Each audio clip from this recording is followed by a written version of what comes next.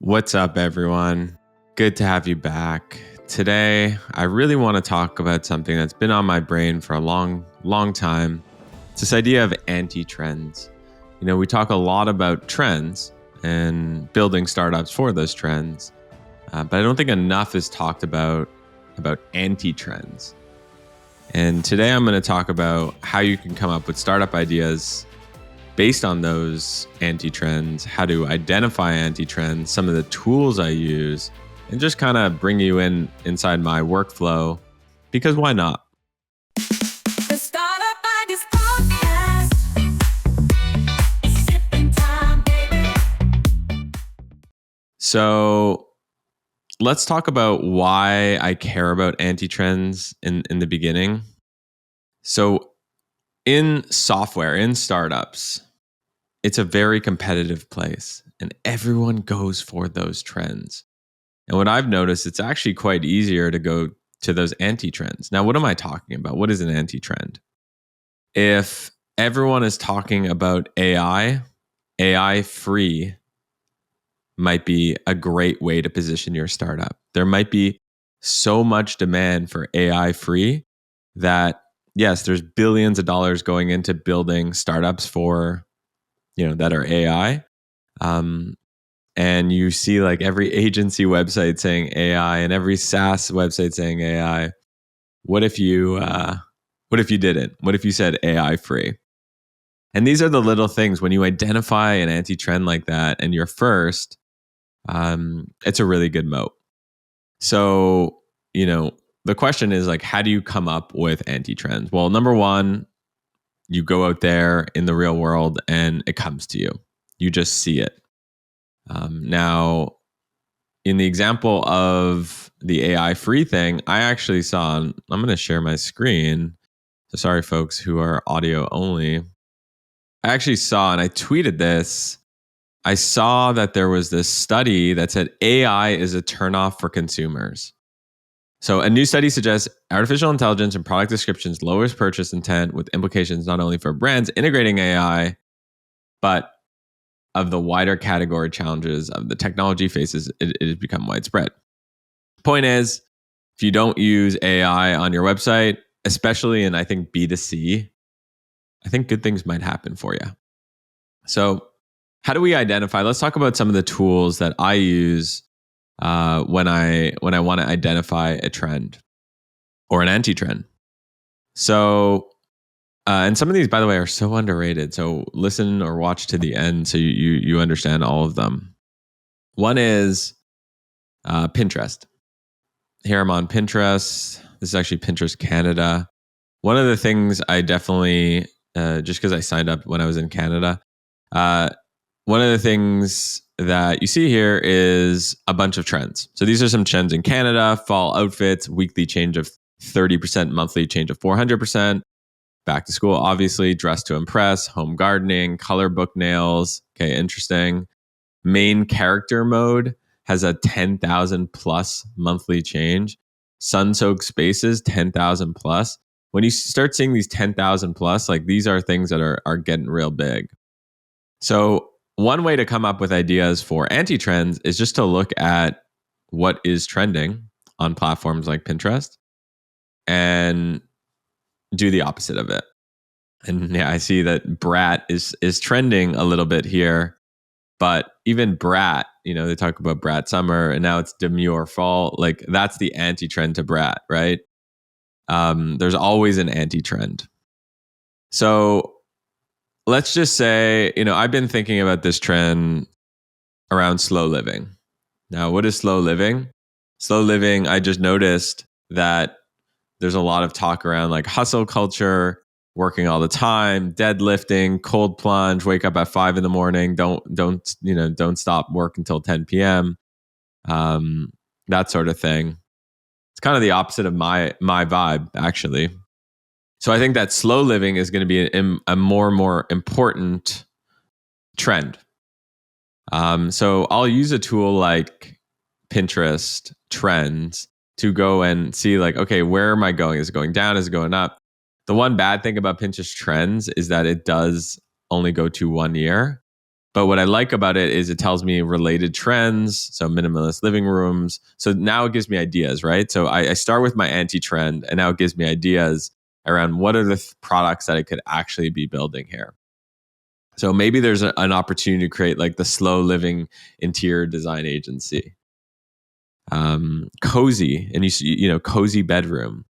You see, these are terms that are coming up.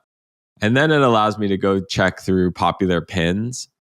So I can open up a pin here that's popular. So let's just say this one: living slow, learn to do nothing, put down your phone, accept rest, drink water, go on a walk, social media cleanse, learn to say no, smile, be still, connect with your community, all this stuff. And what it allows me to do then is like, now I'm learning about what is resonating with this audience. I'm learning about what are the philosophies and principles of this particular community and in this particular anti-trend. And it gives me ideas. And then I just take out my notebook and I start writing down, what am I observing? You create a little page, take out a pen, you take a little page and you say observations. And what am I observing about this anti-trend? I'm observing that, putting down your phone is like a big part of it, or resting is a big part of it. And then I ask myself, what are products and services that I can go and create so that I can monetize and, build a community in that space. Shh, don't tell anyone. But I've got 30 plus startup ideas that could make you millions. And I'm giving them away for free. These aren't just random guesses. They're validated concepts from entrepreneurs who've built $100 million plus businesses. I've compiled them into one simple database, compiled from hundreds of conversations I've had on my podcast. But the main thing is, most of these ideas don't need a single investor. Some cost nothing to start. I'm pretty much handing you a cheat sheet. The Idea Bank is your startup shortcut. Just click below to get access. Your next cash flowing business is waiting for you. So that's Pinterest. There's also, of course, Google Trends that you can use, which is similar. So let's go put slow living. And you can see over the last 5 years, and this is worldwide, it's progressively going up. This is beautiful to see. I look at this and I'm like, there is certainly some opportunity to be building in this space. This is a trend I like to see. It's not like it's not like crazy growth. And I actually almost like that better because to me, this is a sustainable growth. Then you can see what people also search, which I find really interesting. But I always check the questions. To me, the questions is the most important place to start. What is slow living? How to practice slow living? What is the art of slow living? This basically puts you in the mind of people in this anti-trend. So Google Trends, it's completely free to use. I don't know why more people don't use it. I forgot to say. So I actually added this Chrome extension. I have no affiliation with them at all, but it's this Chrome extension called Glimpse. Discover trends before they're trending, and it just maps on. It basically just supercharges Google Trends. So it also adds things like related trends, which is super good to know. So I can go and see all of the related trends, and Glimpse gives me that. I think it's free to use, and I haven't paid for it or anything like that. And that's really, really, helpful, obviously, to know related trends, because then you go back to your notebook and you start writing what are the related trends and why. You start asking yourself, like, why are these related trends? Why do we think food sustainability is in there? Sustainable business, euphoria party. Like, what do these things mean? And it puts you down that rabbit hole. The other interesting thing about Glimpse plus Google Trends is it gives you, where are people, where's the most activity on social. Is it on Twitter? Is it on Instagram? You can see here it's very much on Instagram. So when I decide I want to create a social account to build an audience here, because you know me, I always like to start with the audience. Yes, it's nice to be on Instagram because that's where the people are, but maybe I go on Twitter. Maybe I go on Twitter because the competition isn't there and there's an opportunity to do that. I have a friend who is a coach, a health coach, and she was on Instagram and she's like, where else should I be? And I was like, go to LinkedIn. Go to LinkedIn because, health coach for busy entrepreneurs, her niche. No one's talking about health stuff or not a lot of people are talking about health stuff on LinkedIn, and she's built like a huge audience on there. So it's and when there's not a lot of competition, there's it's worth peeking in. And then you can see the topic map. So you can see like self-care, green living, journaling.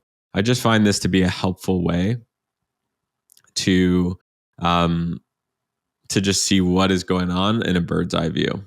And then these are the Google Trends related topics and related queries. So you can see like just what are some breakout topics. Slow living with a princess.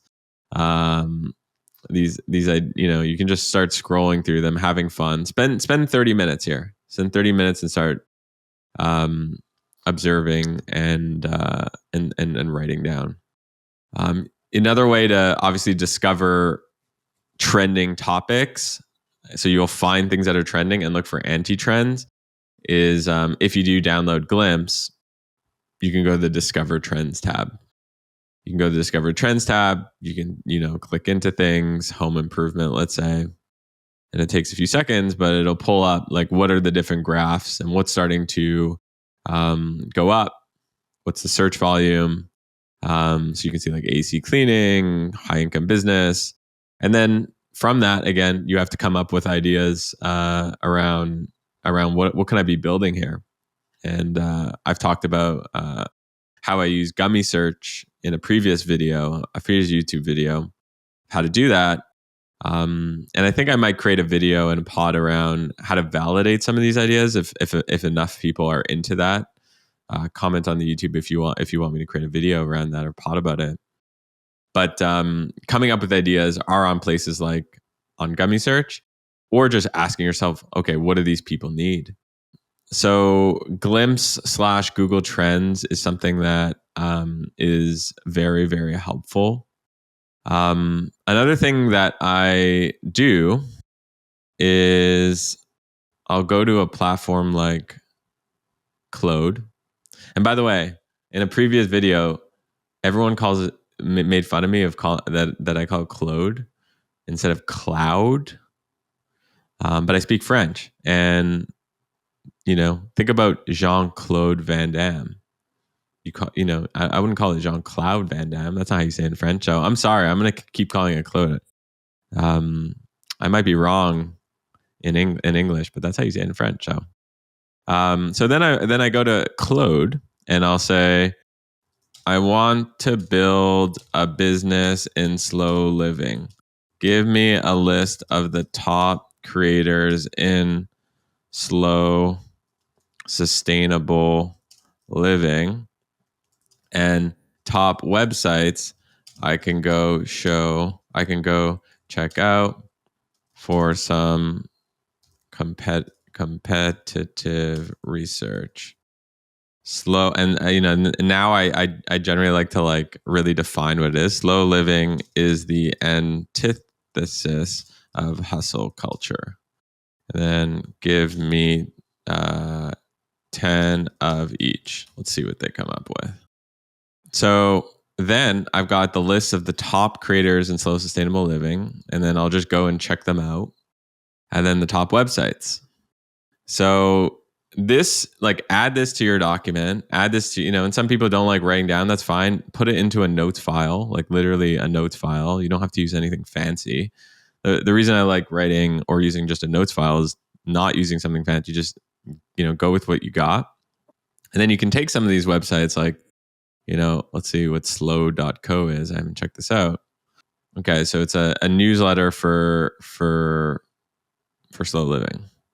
And then you can go and, so I'll generally like look, okay, there's something called theminimalist.com, there's something called slowyourhome.com. And then once I've done that, I'll take one of these websites and I'll go to Ahrefs. I'll put it in to see what's happening, how many backlinks, what are the trends, what sort of traffic, like, how are they doing?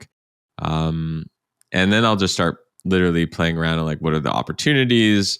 Any low hanging fruits in terms of SEO, backlinks. I'm always interested to see like how many backlinks do they have? What are their top pages? Top pages are interesting because it signifies like, okay, what do people actually care about on these websites? That gives you intel into what to do. The organic competition is really interesting. So just play around with Ahrefs and just see how competitive these anti-trend ideas are, because that'll give you confidence around what to do, where the opportunities lie. So I would definitely do that. You can also go to the Keyword Explorer and just see how difficult certain terms are. And then I also love looking at the questions. I love the questions part, like what is slow living? And this just is it's interesting to see. Interesting to see where are people clicking in from. Like randomly, Indonesia, for example, is like the top search volume. So it's like, that's really interesting. What about Indonesian culture lends itself well to slow living? And then how hard is it to rank in Indonesia? And do I want to rank in Indonesia, or do I just want to rank in the United States? So these are the type of questions that you get to ask yourself. It's amazing when you're playing with some of these tools. Another tool that I use, so once you have the list of the creators, you can use a tool like ViewStats, which is Mr. Beast's tool. They also have a Chrome extension, and you can actually plug in. So let's just say be more with less. Let's see. Okay, does this person, are they trending up? Like, are they trending down? Are people let's go see. So pretty small, 11,003, like a lot smaller than I thought. Like not doing much. So I look at this and I'm kind of like, there's not much competition here at all. Let's go check. How about this guy, Joshua Becker? And by the way, I'm doing this just so you can like jump in my brain how I think about things. Like I feel like a lot of you have asked like, how do I live cook basically? So I'm going to do more live cooking podcasts and YouTube videos. So this guy is crushing it. He's, definitely adding subscribers. He's making thousands of dollars a month. Things I look for is like how many videos he's doing. I also love to look at long views versus short views. I like basically don't even acknowledge short views anymore. It's all about long views in terms of affinity. So if there's a lot of long views, it means that there's a lot of trust here. I have to look at, what videos he's doing too, right? This might not be all slow living. So look, it's like some stuff about just tidying stuff and decluttering. But there's also stuff of like 10 reasons to escape excessive consumerism. So there's definitely a part of it that's slow living and a part of it that's just like minimalism. So there you have it. I gave you my secrets. I told you exactly how I find anti-trends, which are kind of like the trends you should really be paying attention to. And I hope you liked it. And if you did, like, comment, and subscribe just so more of this stuff is in your feed. It's the least you can do. You want your feed to be dialed. If you want more of me in your feed, you got to go and do that. And it also just lets me know that I should be creating more videos like this. I did a video on how I find startup ideas with AI. And if you haven't checked that out already, go and check that out. And if you want me to do a video and pod episode on how I validate startup ideas, let me know, and I'll do it for you. I'm here for you. This is what these are about: lifting the veil, giving you startup ideas, and it's more fun when more people are building. And let's go get him. All right. Hope this got your creative juices flowing. I know it did mine. Thanks for listening, and I'll see you next time. Later.